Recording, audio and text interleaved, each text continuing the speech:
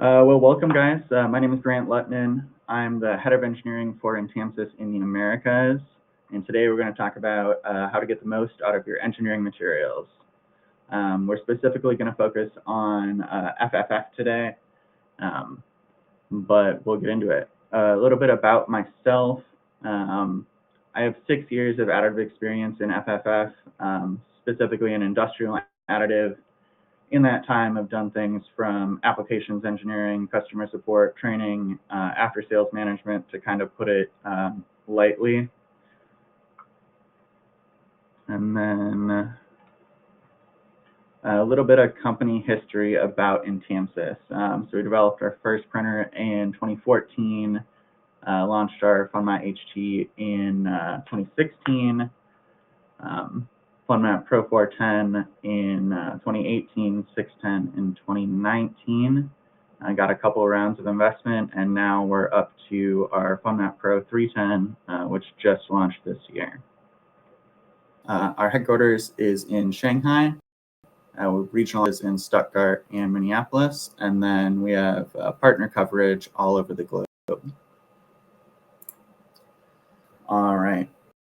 So we're talking about filament fabrication. We're specifically going to talk about how FFF parts are produced and how different things can impact part strength. So the fact is, FFF parts vary greatly depending on a bunch of different processing parameters. Not all parts printed even in the same material actually end up performing the same, and even furthermore, not even all parts printed with the same material on the same printers perform the same either. They actually vary pretty greatly in strength, as we'll see a little bit later. And that's even when we're controlling for slicing settings. Part strength is pretty variable. The fact of the matter is, some hardware features have a gigantic impact on this part strength. And this isn't a mystery or an unsolved problem. It's simply a matter of understanding fusion. So we're going to take a little bit today to talk about that first F in FFF. So the first F is fusion, for fused filament fabrication. And this is something that we can take for granted occasionally. For example, to what extent are your layers actually fused? You might have succeeded in printing like a polycarbonate part, for instance. But is that a functional polycarbonate part? Or is that just like a grouping of polycarbonate layers that are kind of stuck to each other? There are a few main factors that we like to look at when we're talking about layer-to-layer adhesion or fusion. The first one is usually how a lot of controls happen, just nozzle cooling fan speed. This pretty much breaks down to the more cooling you're introducing, the less fusion. We do need some fusion or some cooling fan, obviously, for part quality purposes. But too much definitely makes our parts weaker. Then there's something that we'll call remelt. Remelt is when radiated heat from the nozzle is slightly remelting the previous layer that had just printed. This remelting allows for a little bit of extra fusion because we're a little bit hotter in that spot. But it's not incredibly significant. And then the last piece is a heated environment. So the environment in which you're printing your part in, be it open air with an enclosure or a fully heated chamber, changes the way your parts perform very drastically. And that's pretty much because fusion is a function of how quickly or slowly your parts are cooling. The slower they cool down, the stronger your parts. So we're going to take a quick look at a comparison of fusion in a heated chamber versus fusion in a non-heated chamber. So we'll start out. Fusion in a heated chamber, we have a very hot current layer. This is extrusion temperature. For PC, we're talking 260, 270 degrees, depending on formulation. Then we'll move down to our previous layer. Our previous layer is still definitely warmer than our chamber temperature. It's cooling down nice and slowly, but it's not extrusion temperature. Between the chamber temperature and the remelt, it's probably still a little bit tacky. That tackiness allows us to get really good fusion between the current layer and that previous layer. If we move on to the middle layers, these middle layers are most of the time got an opportunity to cool down all the way to chamber temperature. For polycarbonate on our equipment, that's 100 degrees Celsius. So this allows the whole part to cool down a little bit easier, a little bit more cohesively. And then usually our base layer is a little bit hotter. So overall, in a heated chamber, we have a pretty homogeneous part. It's roughly the same temperature. And then when we move on to looking at FFF layer fusion in a non-heated chamber, one important thing to understand here is our layers are cooling not necessarily uniformly. They're cooling from the outside in. So the core of that material is the last thing to cool down.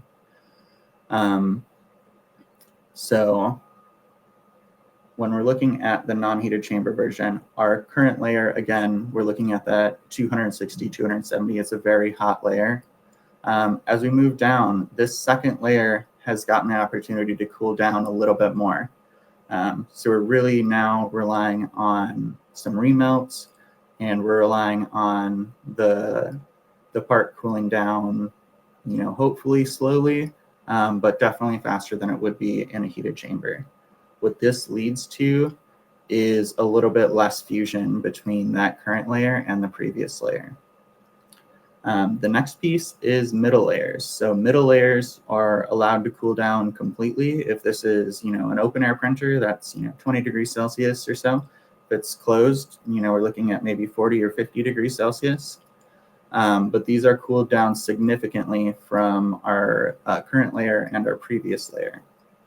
And then when we get into the bottom, we'll still have, most printers will have a heated bed to keep adhesion down. So you'll have a pretty warm first layer. What this means is on a non-heated chamber, you have a pretty wide variety of temperatures that your part is all at the same time. What this does is this introduces additional printed internal stress. What I mean by that is that's the tendency of the material to want to deform due to thermal variance. We're going to watch a quick video here. We took a tensile strength test of PC printed parts in a heated chamber and a non-heated chamber of some of our competition, and we chose to show what we're doing here. I want you to know that this phenomenon that we're looking at, while we're specifically looking at PC today, is not exclusive to polycarbonate. On the left here, you'll see we're loading up our tensile bar. This was printed on our FunMap Pro 310, 100 degrees Celsius heated chamber.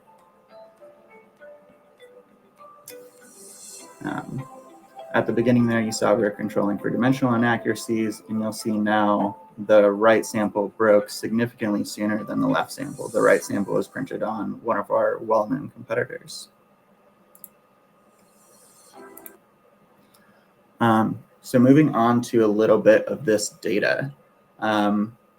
So as you'll see here, we're printing a significantly stronger part. We'll dive into the details of how significantly, but our Z tensile strength average is 36.55, whereas we're comparing to a 9.9 and a 27.7. Those are both unheated chambers, so interestingly, there's a ton of variance depending on what you buy.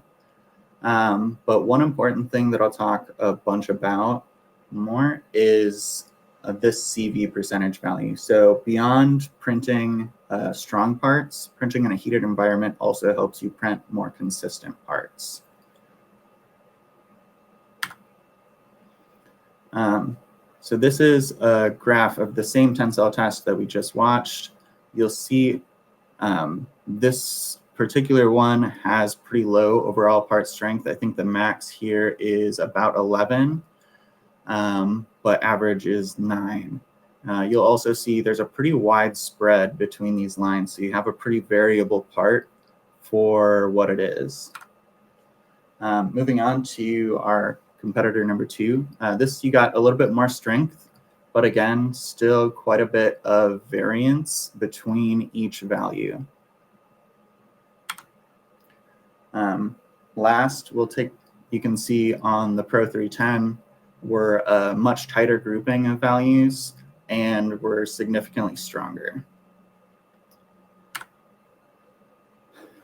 So if we look at this full data set a little bit more closely, you can see tensile strength average of below 10, and coefficient of variation along all of the categories is double digits, 14%, 15%. This is a ratio of the standard deviation to the mean. So when we're talking about consistency, this is what we're mostly concerned with. If we look at competitor number 2, we do see an increase in this tensile strength value, get up to 27.7. But again, still very, very variable parts. So you might print one time and be like, yes, this is the part I need. This is performing like I need to. And then every time after that, you're getting a different result, a different part. The last thing here, this is our data for the Pro 310. We're getting tensile strength readings of 36.55 megapascals for PC. These are, again, vertically printed tensile samples. And all of our coefficient of variation is single digits. So that's really what it comes down to, is you're printing stronger parts, you're printing more consistent parts because you have control over how the part cools down, which is incredibly, incredibly important. So the big picture and big question becomes, like, what does a heated chamber actually unlock for engineering materials? A heated chamber can increase the tensile strength up to 370%. We're looking at increase in max deformation up to 366%. Elongation at break up to 350%. Doesn't have a significant impact on Young's modulus, which is stiffness, but this enables, large format parts, high density parts, actually functional parts. If you're printing a material like PC, you want it to perform like PC. You want it to, deflect. You don't want it to break. You want it to withstand these heat and stresses. And then the last piece is ease of use. So when you're printing these tougher materials in a heated chamber, you can hit print and walk away effectively. You can not think about it, not stress about it. It's a much more, we're solving a problem with additive instead of I have to solve the additive problem and then hopefully it solves my problem. This is a quick look at some of the common issues that you can run into when printing engineering materials in an unheated environment. Obviously, part curl is really the #1 thing that we're looking at. Warping becomes much, much more prominent with size.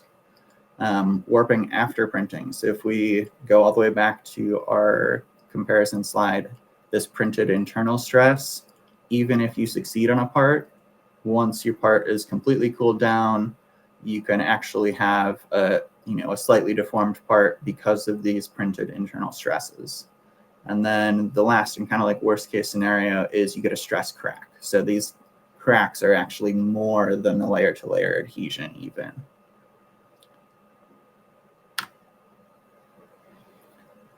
And yeah, that's what we had for today. So I'd be happy to take any questions now. I think we have some in the Q&A over here. I'm going to say if you'd like to take over, otherwise I can also read them for you as you prefer. Yeah, I think I got it. What's the most interesting innovation you see happening in engineering materials in the coming years? So for me personally, especially coming out of that sustainability kind of area, I think the most interesting innovation that I see is trying to bring some of this sustainability from the materials aspect. Like we're talking the nylon 11, super prominent in a lot of other technologies, a lot less prominent in the FFF space. When we look at that, if we can perform, like actually get the same performance from a sustainable material, for me, that's a huge game changer for FFF, which quite frankly does get left out of a sustainability conversation pretty frequently. Next one. What base material is used predominating in fused filament printing? Base material. I'd be happy to answer that in a breakout session. I'm not quite sure what you're getting at with base material. Why is INTAMSYS only in FFF and not in other processes that can reach engineering depths, such as SLS? FFF was just started with the FunMat HT. What are the most important considerations for printing well with engineering polymers? I think really it's a game of thermal management, right? So you have to make sure you're getting to the right temperatures. You have to make sure that, most importantly, you're cooling down in the right way. So that can be kind of a two-stage thing. So while you're printing, you obviously want your print to print successfully, and that's awesome. But then also making sure that your part is cooling down slowly and naturally after the fact, so that you're actually getting the dimensionally accurate, not warped part that you had set out kind of in your head.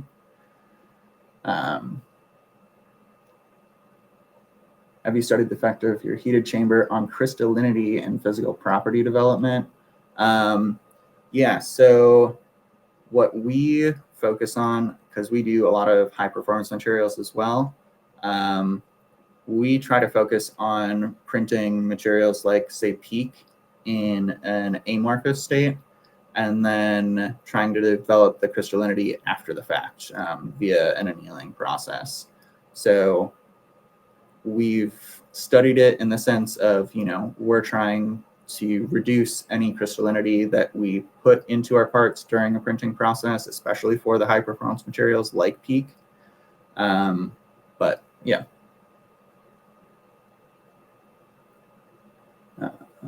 Could you expand on the causes of cracking issues in PC with a heated chamber?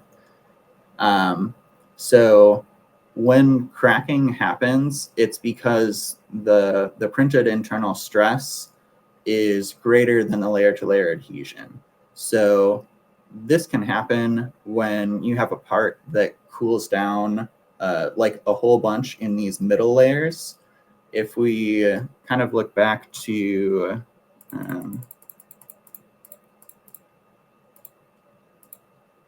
here, like this blue layer in the middle is a significantly different temperature than the layers around it.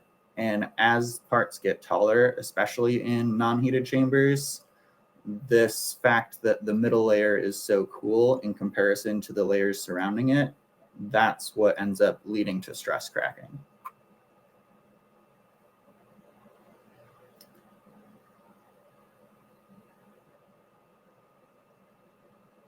When we see so many companies moving towards large format printing, why doesn't INTAMSYS focus on smaller sizes, like with the 310? We actually already have a large format, the FunMat Pro 610. One of the pieces that we're going after with the Pro 310 is just to get additive into more people's hands at a lower level. So a big piece of what we're looking for on the 310 is education. So if we can get 310s into high schools, universities, STEM programs of any sort, this is a huge win for the industry as a whole. The sooner we're able to get printers into individuals' hands, the better for the whole industry. But beyond that, a small printer like the 310 allows for things like kind of distributed manufacturing, this digital asset library. So, you don't necessarily have to have all of this inventory. You can say, oh, my facility here is a 310, my facility there has a 310. They both have access to the same kinds of files. And then we can both print and produce the same part with ease.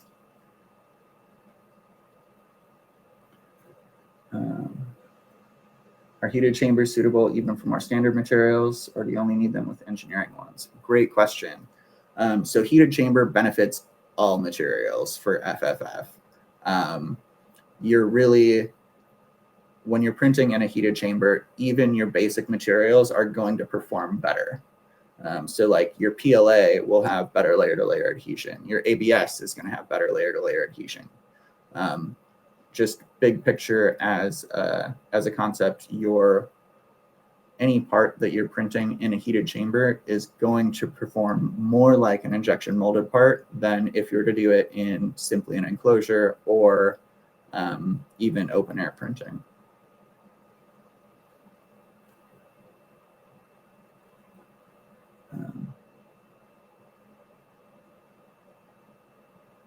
You mentioned wanting to bring more people into additive. Is FDM the appropriate vessel for that? How important a role do polymers have to play here? Fantastic question. So I do think FDM is a really good vessel to bring people into additive, specifically because there's low cost of entry for materials. There's low cost of entry for machines overall.